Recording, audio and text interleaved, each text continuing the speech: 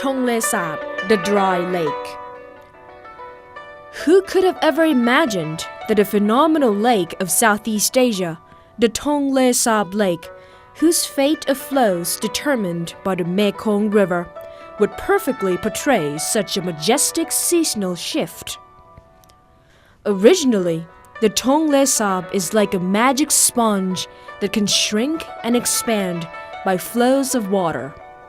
In the wet season, the Tonle Sap is one of the largest freshwater lakes in Asia, swelling to an expansive 12,000 square kilometers.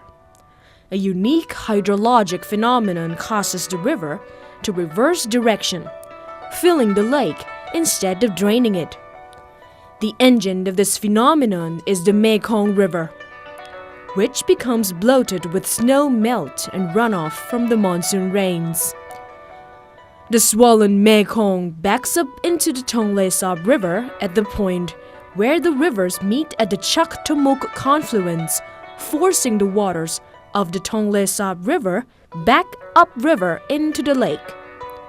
The inflow expands the surface area of lake more than fivefold, inundating the surrounding forested floodplain and supporting an extraordinarily rich and diverse ecosystem. But during the dry season, the Great Lake of Cambodia performs another transformational act. The lake shrinks to as small as 2,500 square kilometers, in which water draining into the Tonle Sap River, which meanders southeast, eventually merging with the Mekong River again at the Chak-Tamuk confluence of rivers, just opposite the capital city, Phnom Penh. Rich and diverse in ecological system, who would have pictured a lake life without water? Kampong Pluk community has more to tell us. Hello ladies and gentlemen, I am now standing in a village in the Tonle Sap Lake of Siem Reap, Cambodia. Yes, you did not get me wrong, this is a village in the lake. But now it's completely dry, I can smell the dust, and the ground that I'm standing is very solid. But during the rainy season, during the wet season, or here the people call the water season, this area is completely flooded. So notice the structure of the house. This house is built up 3 meters high on thin but very high poles. So the house cannot be built too big. And each of the houses consists of 3 floors. At the basement, they usually keep pets or animals like chickens, birds, pigs, and of course they keep their vehicles like bike, motorbike, and the most important transportation tool, the boat. Now we can't see the boat because it's dry. It's not really the rainy season yet. Well, on the second floor, a little bit elevated, a little bit upper, they make it like a little grocery store where they sell daily life necessity and stuffs, as you can see.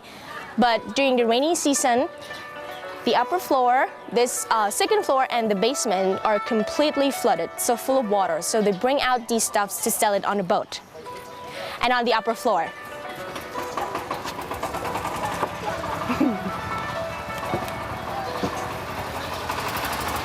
on the upper floor of the house where I'm standing, and here is actually the living area where they sleep, they eat, and they cook at the back.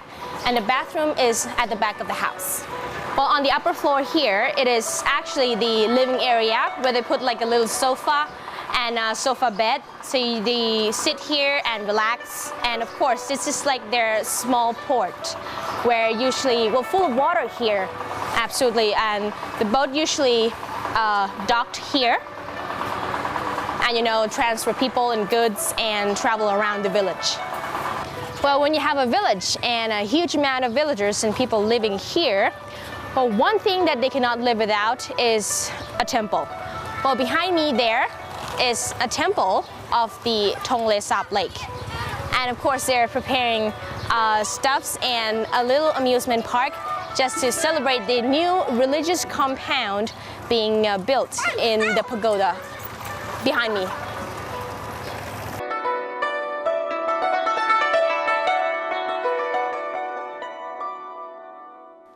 Activities that emerge from the bottom of the lake during the dry season are sports, small carnival around a temple, and simply a big playground for kids of the community.